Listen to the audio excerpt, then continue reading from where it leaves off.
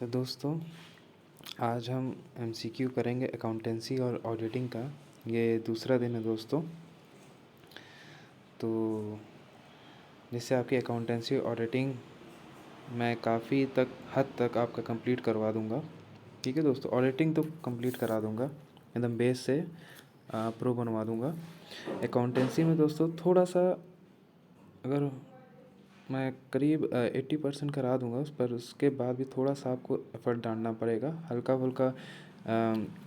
आप कहीं से और भी देख सकते हो अगर आपको कहीं डाउट लगता है तो। ठीक है दोस्तों, तो स्टार्ट करते हैं दोस्तों एमसीक्यू। ठीक है, एक मिनट दोस्तों।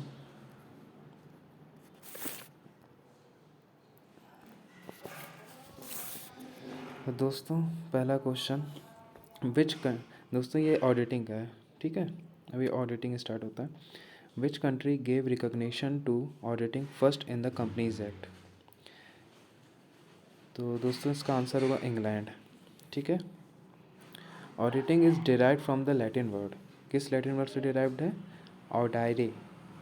ठीक है दोस्तों, अगर मेरे प्रोनाउंसिएशन गलत है तो सॉरी, आप बता सकते कमेंट बॉक्स में। ठीक है, when the audit of company account was made compulsory in India? तो दोस्तों ये हुई थी 1914 में। ठीक है दोस्तों, when the chartered accountant act of India was made? तो ये हुआ था दोस्तों 1 जुलाई 1949 में। Principle of double entry book keeping system published by लूकस Pacioli. Am I pronounced right? Please correct me. If I am wrong, please correct me in comment box. The function of an auditor is? दोस्तों auditor का function क्या होता है? दोस्तों auditing बहुत बड़ा chapter नहीं है, बहुत ही छोटा चैप्टर है। चैप्टर इन द सेंस ये मैं 20 दिन में आराम से कंप्लीट करा सकता हूँ, मतलब आपको डिटेल में पढ़ाना हो तो एमसीक्यू इस पर खुद देना हो। ठीक है दोस्तों, इसमें ज़्यादा नहीं है। ठीक है, इसको मैं जल्दी ख़त्म करा दूँगा आपका। तो देखते हैं क्वेश्चन दोस्तों। To examine the arithmetical accuracy of account, to detect and prevent the errors, to detect and prevent the fraud. ठीक है दोस्तों, तो इसका आंसर होगा ऑल ऑफ द अबव। ठीक है, आप देखते रहना। मुझे अभी थोड़ा ऐप में उतना मैं प्रो नहीं हूँ, तो मैं इतना भी वो क्या कहते हैं उसको साइन मार्क नहीं कर पा रहा हूँ। ठीक है दोस्तों, इसका answer all of the above होगा। ऑडिटिंग प्रैक्टिस कमेटी इस नाउ होगा दोस्तों, ये नॉट गलत हो गया है, is now renamed auditing and assurance standards board. ये दोस्तों ऑडिटिंग प्रैक्टिस कमेटी का नाम अब हो गया auditing and assurance standards board. ठीक है, ऑडिटर एग्जामिन्स होगा। ठीक है दोस्तों, and verify the financial records. Auditor examine क्या करता है? Verify financial records, voucher. ठीक है दोस्तों, वाउचर मेन करता है, और जो ऑडिटर को चाहिए होता है वो उसको मैनेजमेंट उपलब्ध कराती है। ठीक है दोस्तों, which act audit is compulsory? किस में ऑडिट कंपल्सरी है, मतलब कौन सा एक्ट इसको कंपल्सरी करता है ऑडिट को? Companies act 1956। The principal object of auditing, जो मेन काम है ऑडिटिंग का, मतलब ऑब्जेक्ट, मेन ऑब्जेक्ट जो है, to exhibit a true and fair view of the state of affairs of the undertaking. ठीक है दोस्तों, ये लाइन है बहुत famous, where the accounting ends auditing begins. जहाँ अकाउंटिंग एंड होती है वहाँ ऑडिटिंग शुरू होती है। ठीक है दोस्तों, अभी मैं दोस्तों और एमसीक्यू लाऊंगा, इसको मैं ऑडिटिंग आपका कंप्लीट करा दूंगा। ठीक है, फिर आता है दोस्तों, अब स्टार्ट होता है अकाउंटेंसी के कुछ, एक मिनट दोस्तों, अकाउंटेंसी के कुछ टर्म है जिसको आपको जानना ज़रूरी है, क्योंकि ये अभी करंट अफेयर में भी काफ़ी चल रहा है। पहला है दोस्तों कैपिटल एक्सपेंडिचर।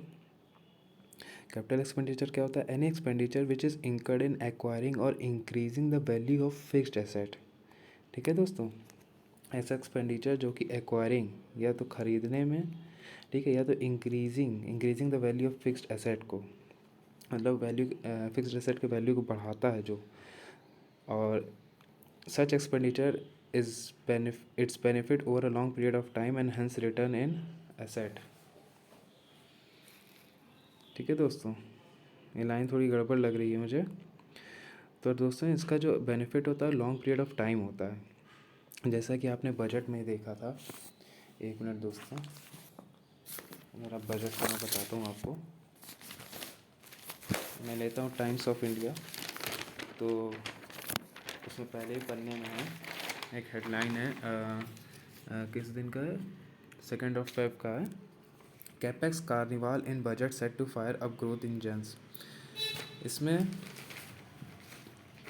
जो government capital expenditure for financial year 2023 के लिए कर रही है वो 7.5 लाख करोड़ है। दोस्तों ये डाटा ज़रूर याद रखिएगा, हो सकता है पूछा जाए। Forming about 2.9% of India's GDP. 2.9% है इंडिया जीडीपी का 7.5 लाख करोड़, जो कि कैपिटल एक्सपेंडिचर पे खर्च हो रहा है। ठीक है, जो कैपिटल एक्सपेंडिचर है ये 35.4% higher than the budget estimate of 5.54 lakh crore in financial year 2022।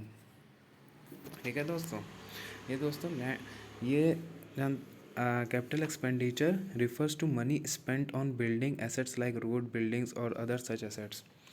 ठीक है दोस्तों, आपको बेसिक समझ में आया। जो कैपिटल एक्सपेंडिचर होता है दोस्तों वो उन पे खर्च किया जाता है, जो ज़्यादातर जो फिक्स्ड एसेट होते हैं, जिनसे उनकी लाइफ बढ़े और आगे तक और बेनिफिट दें। ठीक है, और इंफ्रास्ट्रक्चर पे जैसे हो जाता है। ठीक है दोस्तों, आता है दूसरा रेवेन्यू एक्सपेंडिचर। रेवेन्यू एक्सपेंडिचर क्या होता है? Any expenditure the benefit of which is receive during the current year itself. इसी साल में वो एक्सपेंडिचर हो जाता है। All the revenue expenditure are diverted to trading and profit and loss account. दोस्तों ये trading and profit and loss account में जाता है। Such expenditure does not result in increase in the earning capacity of the business.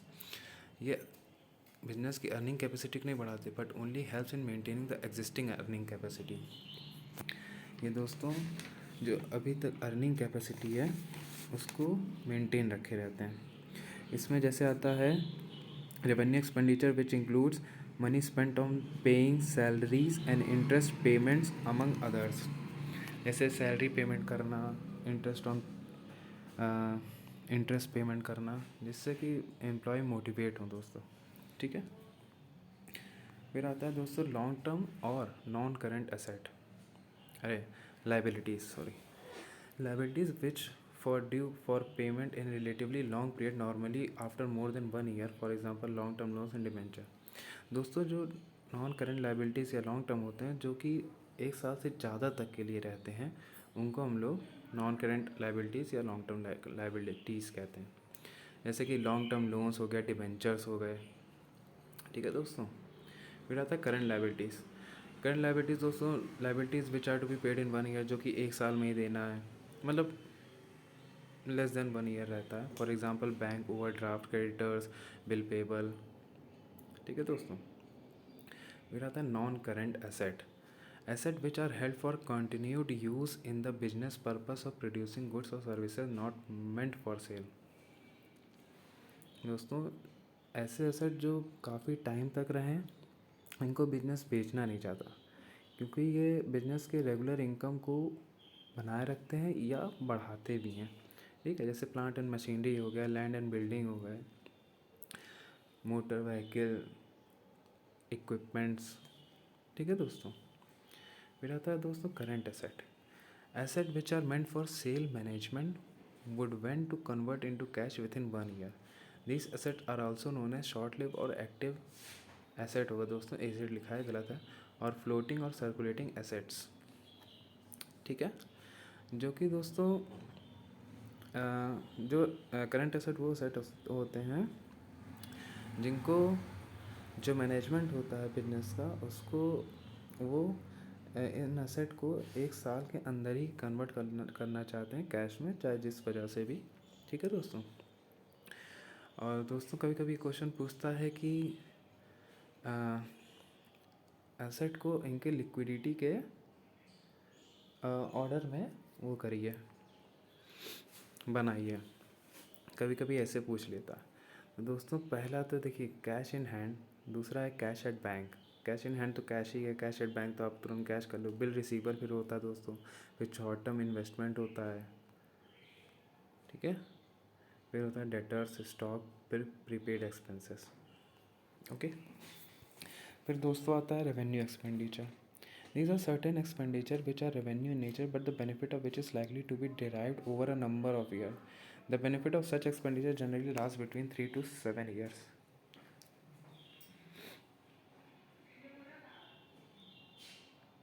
Nature, but the benefit of which is likely to be derived for over a number of years.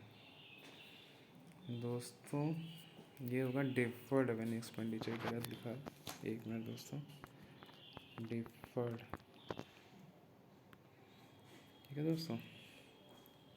Deferred revenue expenditure दोस्तों ये access expenditure रहते हैं जिनका का benefit 3 से 7 साल तक का रहता है, ठीक है दोस्तों। रेवेन्यू एक्सपेंडिचर जैसे आप ही जानते हैं कि 1 साल तक ही रहता है ना दोस्तों, 1 साल में ही खर्चा करना पड़ता है जिससे कि अर्निंग जो है वो मेंटेन रहे। बट दोस्तों डिफर्ड रेवेन्यू एक्सपेंडिचर अलग है। फिर से मैं लाइन पढ़ता हूँ दोस्तों। These are certain expenditure which are revenue nature but the benefit of which is likely to be derived over a number of years. The benefit of such an expenditure generally last between 3 to 7 years. तो दोस्तों ये ऐसे expenditure है which are revenue in nature है, जो कि revenue generate करते हैं, बट इनका बेनिफिट जो रहता है वो be derived over a number of years, कई साल तक रहता है। जनरली ये 3 to 7 ईयर्स तक रहते हैं, ठीक है दोस्तों।